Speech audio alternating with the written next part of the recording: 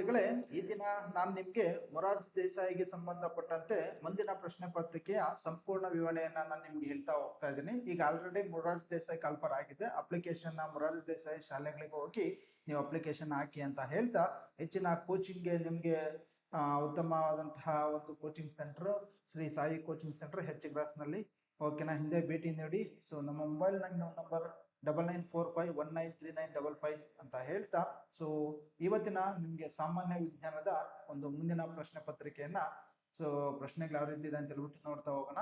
ಬನ್ನಿ, ಪ್ರಶ್ನೆ.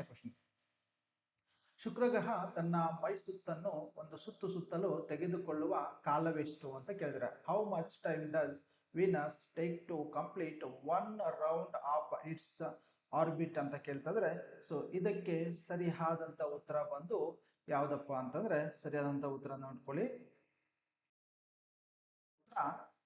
Option A 243 ದಿನ, ಡೇಸ್. ಓಕೆನಾ. ನೆಕ್ಸ್ಟ್ 62ನೇ ಕ್ವಶನ್ ನೋಡ್ಕೊಳ್ಳಿ. ಶುಕ್ರ ಗ್ರಹದ ವಾರ್ಷಿಕ ಪರಿಭ್ರಮಣೆಯ ಅವಧಿ ಡ್ಯಾಶ್ ಅಂತ ಕೊಟ್ಟಿದ್ರೆ, annual rotation period of planet Venus ಅಂತ ಕೊಟ್ಟಿದ್ರೆ, ಸೊ ಇದಕ್ಕೆ ಸರಿಯಾದಂತ ಉತ್ತರ, ಸೊ ವಾರ್ಷಿಕ ಚಲನೆ ಅಂತ ಕೊಟ್ಟಿದ್ರೆ, ಸೊ ಇದಕ್ಕೆ ಸರಿಯಾದಂತ ಉತ್ತರ ಬಂದು 225 ಡೇಸ್ ಅಂತ ಕರಿತೀವಿ, 225 ದಿನ. 63ನೇ ಕ್ವಶನ್ ನೋಡ್ಕೊಳ್ಳಿ.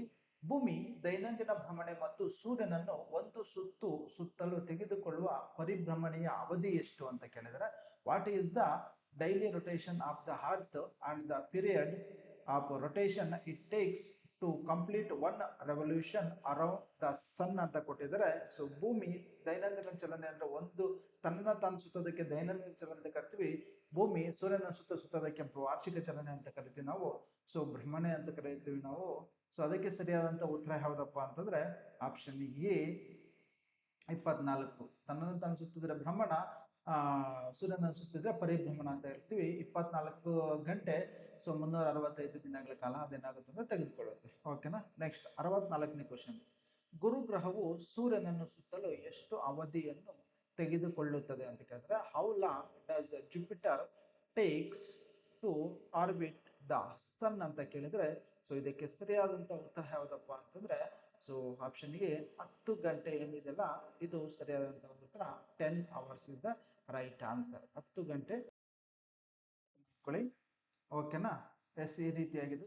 ಯಾವ ಗ್ರಹವು ಸೂರ್ಯನ ಸುತ್ತಲೂ ಕಡಿಮೆ ಅವಧಿಯನ್ನ ತೆಗೆದುಕೊಳ್ಳುತ್ತದೆ? ಸೂರ್ಯನ ಸುತ್ತಬೇಕಾದ್ರೆ ಕಡಿಮೆ ಅವಧಿನ ಯಾವ್ದು ತಗೊಳ್ತೀವಿ? Which planet takes the shortest period to revolve around the sun ಅಂತ ಕೇಳಿದ್ರೆ, ಎಸ್ ನಿಮ್ಗೆ ಗೊತ್ತಿದೆ ಯಾವ್ದಪ್ಪ ಅಂತಂದ್ರೆ ಬುಧ ಗ್ರಹ ಅಂತ ಕರಿತಿದ್ದೆ, ಯಾಕಂದ್ರೆ ಭೂಮಿಗೆ ಹತ್ತಿರದಲ್ಲಿ ಇರುತ್ತೆ ಹಂಗಾಗಿ. ಓಕೆನಾ. ನೆಕ್ಸ್ಟ್ 66ನೇ ಕ್ವಶನ್ ನೋಡ್ಕೊಳ್ಳಿ. ಯಾವ ಗ್ರಹವು ಸೂರ್ಯನನ್ನು ಒಂದು ಬಾರಿ ಸುತ್ತಲೂ ಹೆಚ್ಚಿನ ಅವಧಿಯನ್ನು ತೆಗೆದುಕೊಳ್ಳುತ್ತದೆ ಅಂತ ಕೇಳಿದರೆ, so which planets take the longest period of go to around the sound once ಅಂತ ಕೇಳಿದರೆ, ಎಸ್ ನೋಡ್ಕೊಳ್ಳಿ, ನೆಪ್ಚೂನ್ ಅಂತ ಕರಿತೀವಿ. ಯಾಕಂತಂದ್ರೆ ಇದು ಸೂರ್ಯನಿಂದ ಏನಾಗಿದೆಪ್ಪ ಅಂತಂದ್ರೆ ದೂರ ಇರುತ್ತೆ, ಹಾಗಾಗಿ ನೆಪ್ಚೂನ್.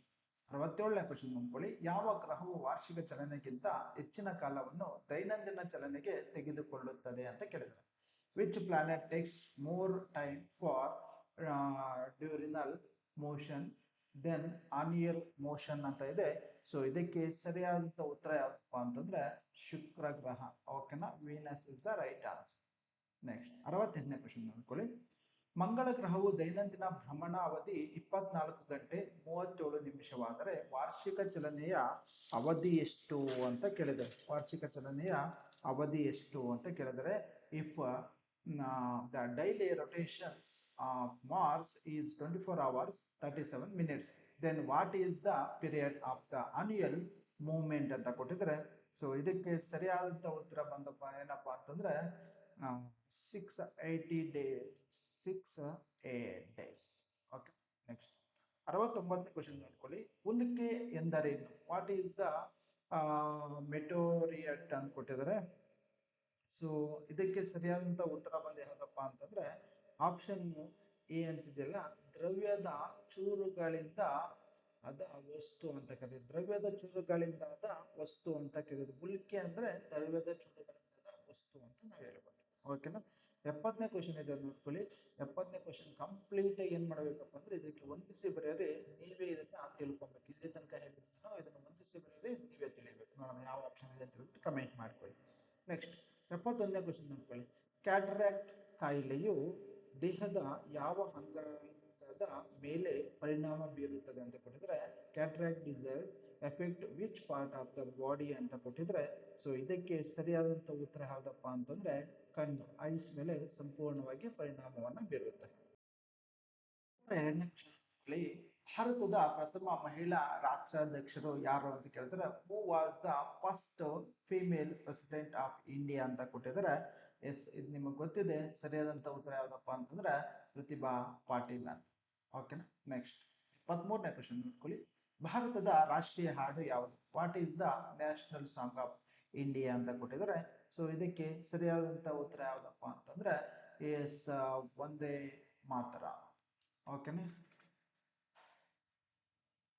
ನೆಕ್ಸ್ಟ್ ಕ್ವಶನ್ 74ನೇ ಕ್ವಶನ್ ನೋಡಿ. ಈ ಚಿತ್ರದಲ್ಲಿ ಕಾಣುವ ಆ ವ್ಯಕ್ತಿಯು ಯಾವ ಕ್ರೀಡೆಗೆ ಸಂಬಂಧಿಸಿದ್ದಾರೆ ಅಂತ ಕೇಳಿದ್ರೆ, ಈ ಚಿತ್ರದಲ್ಲಿ ಯಾವ ವ್ಯಕ್ತಿ ಇತ್ತಪ್ಪ ಅಂತಂದ್ರೆ, ಸೊ ಈ ಚಿತ್ರದಲ್ಲಿ ಕಾಣಿಸುವಂತ ವ್ಯಕ್ತಿ ಕ್ರಿಕೆಟ್ಗೆ ಸಂಬಂಧಿಸಿದ್ದಾರೆ ಅಂತ ಇದೆ. ಇದರಲ್ಲಿ ಯಾರು ಫೋಟೋ ಇತ್ತಪ್ಪ ಅಂತಂದ್ರೆ ವಿರಾಟ್ ಕೊಹ್ಲಿ ಫೋಟೋ ಇದೆ. ಸೊ ಹಾಗಾಗಿ ಇದು ಕ್ರಿಕೆಟ್ಗೆ ಸಂಬಂಧ.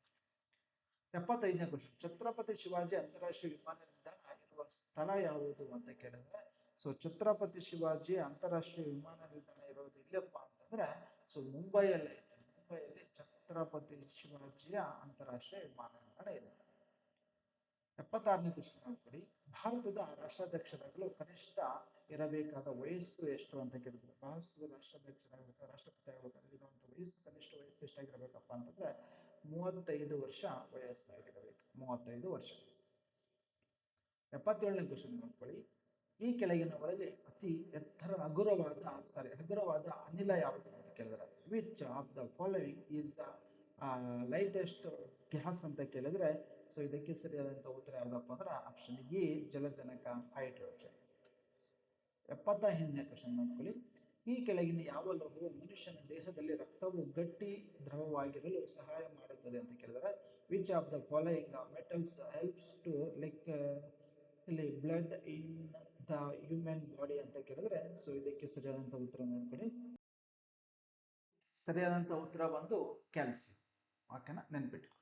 79ನೇ ಕ್ವಶನ್, ಸಿಸ್ಮೋಲಜಿ ಏನನ್ನು ಅಭ್ಯಸಿಸುತ್ತದೆ ಅಂತ ಕೊಟ್ಟಿದ್ರೆ, ವಾಟ್ ಡಸ್ ಸೋಶಿಯಾಲಜಿ ಪ್ರೊವೈಡ್ ಅಂತ ಕೊಟ್ಟಿದ್ರೆ, ಸೊ ಇದಕ್ಕೆ ಸರಿಯಾದಂತ ಉತ್ತರ ಯಾವ್ದಪ್ಪ ಅಂತಂದ್ರೆ ಭೂಕಂಪಕ್ಕೆ ಸಂಬಂಧಿಸಿದಂತಹ ವಿಚಾರಗಳನ್ನು ಸಿಸ್ಮೋಗ್ರಾಫ್ ಮೂಲಕ ಅಳತೆ ಮಾಡ್ತೇವೆ. ಸೊ ಹಂಗಾಗಿ ಭೂಕಂಪಕ್ಕೆ ಸಂಬಂಧಿಸಿದೆ. 80ನೇ ಕ್ವಶನ್ ನೋಡ್ಕೊಳ್ಳಿ. ಭಾರ್ ಇದು ಯಾವುದರ ಅಳತೆಯ ಮಾಪಕವಾಗಿದೆ? Bar is a measures of what ಅಂತ ಕೇಳಿದ್ರೆ, ಸೊ ಇದಕ್ಕೆ ಸರಿಯಾದಂತ ಉತ್ತರ ಯಾವ್ದಪ್ಪ ಅಂತಂದ್ರೆ ವಾತಾವರಣದ ಒತ್ತಡ ಅಂತ ಕರಿತೀವಿ. ಸೊ ಇದು ಸರಿಯಾದಂತ ಉತ್ತರ. ಓಕೆನಾ. ಎಸ್, ಇದೇ ರೀತಿಯಾಗಿ ನಿಮ್ಗೆ ಪ್ರತಿದಿನ ಒಂದೊಂದು ಕ್ವಶನ್ ಪೇಪರ್ ಕೊಡ್ತೀವಿ ನಾವು. ಸೊ ಇದನ್ನ ನೀವೇನ್ ಮಾಡ್ಬೇಕಪ್ಪ ಅಂತಂದ್ರೆ ನೋಡಿ, ಮತ್ತೆ ನಿಮ್ಮ ಹೆಚ್ಚಿನ ಮಾಹಿತಿಗಾಗಿ ಒಂದು ಕಮೆಂಟ್ ಮಾಡಿ ಅಂತ ಹೇಳ್ತಾ ಧನ್ಯವಾದಗಳು. ಥ್ಯಾಂಕ್ ಯು ಸೋ ಮಚ್ ವಿದ್ಯಾರ್ಥಿಗಳು.